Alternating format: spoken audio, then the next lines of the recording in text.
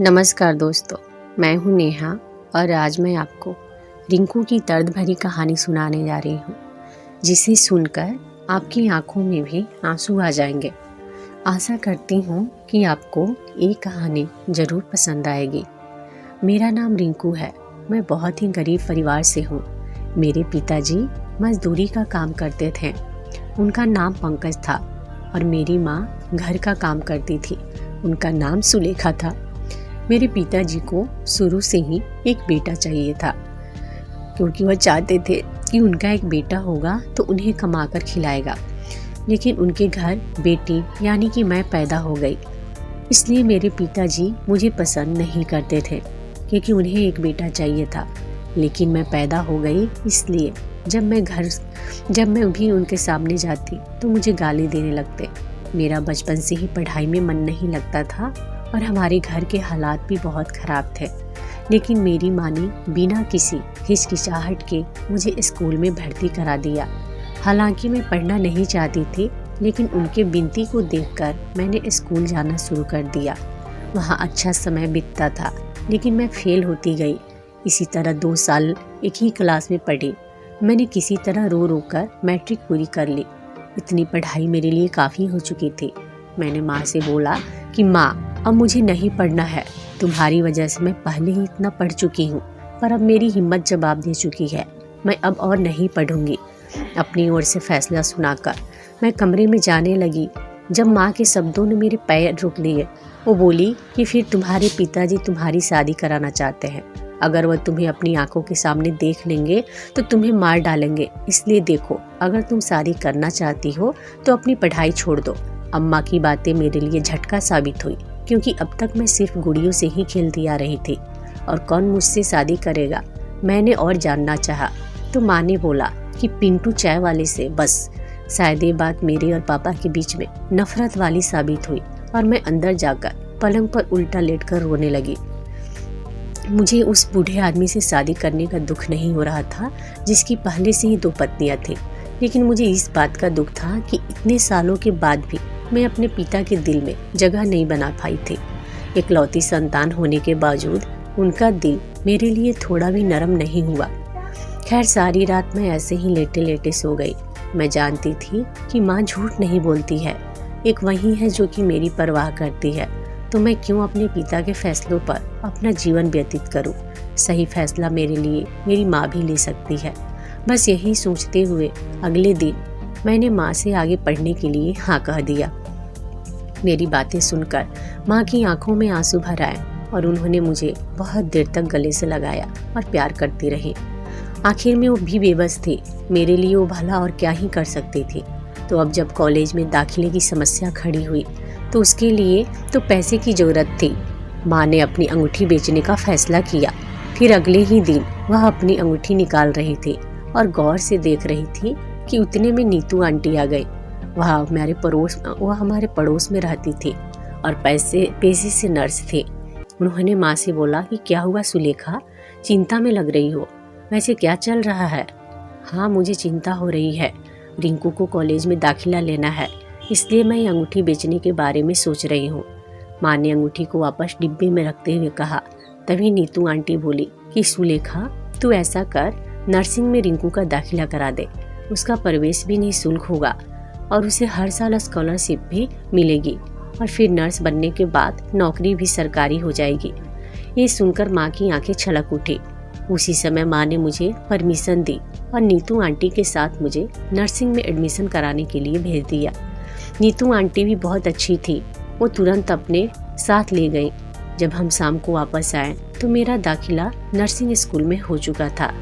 इस खुशी में माँ ने सूजी का हलवा बनाकर पूरे मोहल्ले में बांट दिया। जब पिताजी को मेरे आगे पढ़ने के बाद का पता चला तो पहले उन्हें बहुत गुस्सा आया, लेकिन जब माँ ने फायदे गिनवाए कि हमें 1 रुपया भी नहीं लगाना पड़ेगा, बदले में हमें ही पैसा मिल जाएगा, इसलिए वह दूसरी तरफ करवट बदल के चुपचाप सो गए। अगले दिन मैं नीतू आंटी के साथ नर्सिंग स्कूल गई। वहाँ पहले से ही दाखिला हो चुका था। अब उन्होंने मुझे सभी निवासियों से मिलवाया और उन्हें मुझे काम के बारे में समझाने के लिए बोला और खुद वापस चली गई। वहाँ पहले दिन तो ठीक था, सिर्फ इंट्रोडक्शन में निकल गया। दूसरा दिन भी साधारण, लेकिन मौलिक था। तीसरे दिन पढ़ाई शुरू हुई और उसके बाद रुकी ही नहीं। पहला साल तो मेरा पढ़ के बीत गया, लेकिन दूसरे साल में मेरी परीक्षा शुरू हुई। मुझे खून वगैरह से बहुत डर लगता था, इसलिए जब टाके और खून आदि की बात आती तो मेरी हिम्मत जवाब दे जाती थी। कई बार तो मैं खड़े खड़े बेहोश हो गई थी, लेकिन मेरे सहायकों ने मेरी एक ना सुनी और मुझे कोर्स पूरा करा के ही छोड़ा। इस दौरान मैं सिर्फ देखती ही रह जाती और जब सब कुछ करने की मेरी बारी आती तो मुझे अजीब सा लगने लगता और हर तरफ खून ही खून नजर आता। खैर, किसी तरह मेरी नर्सिंग भी पूरी हुई। अब माँ मेरी शादी कराना चाहती थी। मेरे कोर्स के दौरान मिलने वाले पैसों ने पिताजी के अंदर काफ़ी नई उम्मीद जगा दी थी। अब वे मेरी शादी नहीं करना चाहते थे और यहाँ उन्होंने माँ की एक भी ना चलने दी, बल्कि खुद जाकर मेरी नौकरी का फॉर्म लेकर आए और मुझसे भरवा कर जमा भी करवा दिए।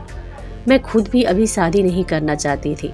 ऊपर से पापा का बर्ताव भी मेरे साथ अच्छा होते जा रहा था, इसलिए मैंने उन्हें चुपचाप अपनी मर्जी संभालने देखती रहती। लेकिन दूसरी तरफ माँ का वो बिलाप सुनती रही, जिसमें उन्हें मेरी चिंता थी कि उम्र गुजर गई तो मुझसे शादी करने कोई नहीं आएगा। लेकिन इस बार वो भी पिताजी के आगे बेबस हो गई। कुछ दिनों के बाद मुझे नौकरी का नियुक्ति पत्र मिला। जिस अस्पताल में मुझे जॉब मिला था वह अस्पताल मेरे घर से ज़्यादा दूर नहीं था, इसलिए मैंने पैदल आने जाने का फैसला किया। जब मैं पैदल जाने के लिए निकली तो पापा अपनी बाइक लेकर आ गए और खुद मुझे उस पर बिठा के अस्पताल छोड़ कर आए। उस दिन मैं अपने पापा के साथ पहली बार कहीं गई थी। मैं बयां नहीं कर सकती कि उस पल मैं कितनी खुश थी, क्योंकि मेरे जीवन का वह पहला पल था कि जब मेरे पिता मुझसे खुश थे। इसलिए सारा दिन मैं इसी के बारे में सोच रही थी। अस्पताल में पहला दिन मेरे लिए किसी परीक्षा से कम नहीं था। पहले तो मुझे अपने अपॉइंटमेंट लेटर की पुष्टि के लिए काफ़ी भागदौड़ करनी पड़ी। फिर उसके बाद एक वार्ड में मेरी ड्यूटी लग गई, जहां लोग देखभाल, एंट्री आदि का काम करते हैं, जो कि मेरे लिए बहुत मुश्किल नहीं था। इसलिए मैंने धन्यवाद दिया और छुट्टी के बाद घर आ गई। उस दिन विशेष रूप से पिताजी के आदेश पर मेरे लिए बिरयानी और न जाने कौन कौन से पकवान बने थे, जो शायद मैंने अपनी पूरी जिंदगी में 3 से 4 बार ही खाए होंगे। मेरी माँ भी खुश थी, लेकिन उन्हें मेरी शादी की चिंता सता रही थी, जो वो खुलकर जाहिर नहीं कर सकती थी, लेकिन मैं समझ सकती थी। खैर, उस वार्ड में मैंने 1 महीने तक ड्यूटी की, लेकिन वहाँ कुछ खास काम नहीं किया, क्योंकि पहले से ही वहाँ होशियार नर्सें मौजूद थी, जो अपना काम करने के लिए इधर उधर भागती रहती थी। इसलिए यह मेरी जान तो बच गई। लेकिन सही मायने में काम 1 महीने के बाद शुरू हुआ। हुआ क्या था कि मेरी तबीयत बहुत खराब हो गई और मैंने 15 दिन की छुट्टी के लिए अर्जी कर दी। इसी बीच मेरे लिए एक रिश्ता आया जो बहुत उचित था और वो पिताजी की सभी शर्तें मानने को तैयार भी थे, जिसमें एक शर्त भी शामिल थी कि मेरे वेतन का 1/3 मेरे माता पिता को और 1/4 मेरे पति को दिया जाएगा। तो उन्होंने वह मान लिया और उन्होंने 15 दिन में मुझसे शादी कर ली। अब जब विवाह हो चुका था तो मैंने और 15 दिन तक छुट्टी को बढ़ा दिया। शुरुआत में मेरे ससुराल वालों ने मेरे साथ बहुत ही अच्छा व्यवहार किया। सरकारी नौकरी का एक फायदा यह भी है कि अगर आप पूरे महीने की छुट्टी लेते हैं तो भी आपको पगार मिलती है, इसलिए मुझे पगार मिली। शर्त के मुताबिक मैंने पगार में से आधे से ज़्यादा पैसे पिताजी को दे दिए और 1/4 पति को सौंप दिए। जब मैंने अपनी पगार पति को दी तो मैंने उनके चेहरे के भाव को बदलते देखा था, लेकिन शर्त यही थी, इसलिए मैं कुछ नहीं कर सकती थी। पति ने वो पैसे चुपचाप अपने जेब में रख लिए और घर से बाहर निकल गया। मैं अंदर ही अंदर डर रही थी कि अब ये कयामत मुझ पर अब आएगी या तब आएगी, लेकिन शुक्र है कि कोई लड़ाई झगड़ा नहीं हुआ। आधे हफ्ते तक मेरे पति भी मुझसे नाराज से रहते थे, लेकिन फिर कुछ दिनों बाद वो अपने आप ठीक हो गए। मेरी छुट्टी खत्म हो गई थी, इसलिए मुझे अस्पताल जाना पड़ा। दिन भर वहाँ पुरानी दिनचर्या चलती रहती। मैं दूसरे नर्सों से बात करके घर लौट जाती थी। उनमें से कई मेरे साथ नर्सिंग स्कूल में पढ़ती थी, इसलिए उन्हें पता था कि मैं खून खराबे से कितनी डरती हूँ। तो जब भी ऐसा वैसा काम होता तो आगे बढ़ जाती और मैं उनकी शुक्रगुजार हो जाती। जिंदगी सही चल रही थी। ससुराल वाले भी मेरे साथ अच्छा व्यवहार किया करते थे। कहीं कोई मुश्किल नहीं था सिवाय महीने की पगार को जब मुझे गलत तरीके से बांटना पड़ता था। 2-4 महीने तक जब मैं ऐसे ही बांटती रही तो मेरे पति 1-2 हफ्तों तक मुझसे नाराज रहता, लेकिन फिर अपने आप ही सही हो जाता। लेकिन जब 5वें महीने भी यही स्थिति रही तो मेरे पति का संयम अपनी सीमा पर पहुंच गया और वो पूरी पगार मुझसे छीनकर घर से बाहर चला गया। मैं उसकी इस भयंकर रूप को देखते हुए पीछे खड़ी हो गई। उसके बाद मेरे पति का बर्ताव मुझसे बहुत अच्छा हो गया। वो मेरे लिए बहुत सारे फल और क्या कुछ लेकर घर आया था, लेकिन मेरा दिल कुछ भी छूने को नहीं चाहता था, क्योंकि एक तो उनका ये रवैया था और दूसरी तरफ मुझे अपने पिताजी की चिंता थी।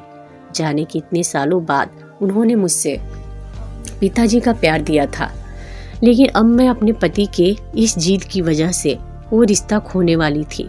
और मेरे पापा भी मजदूरी छोड़ चुके थे, इसलिए मेरे पैसों से ही उनका घर चल रहा था। रात को मैंने पति के पास बैठते हुए कहा कि देखो, तुम्हारी अभी भी एक दुकान है।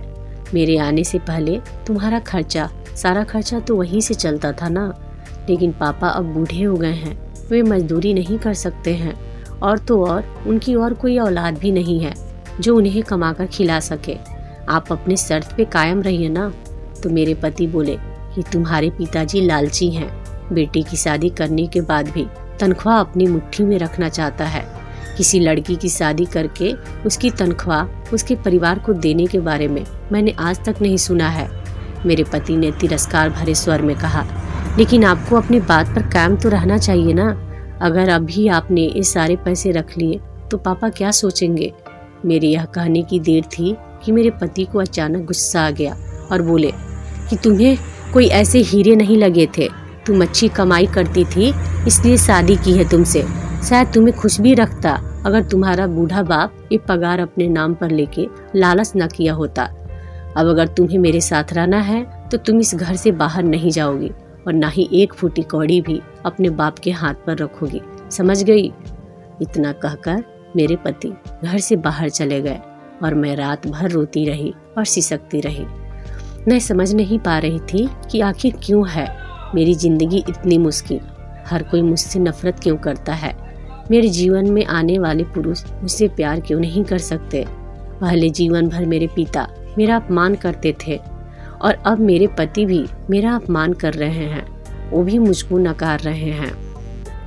दोस्तों, इस कहानी की आगे का भाग यानी कि अंतिम भाग मैं आपको अपने अगले वीडियो में बताऊंगी।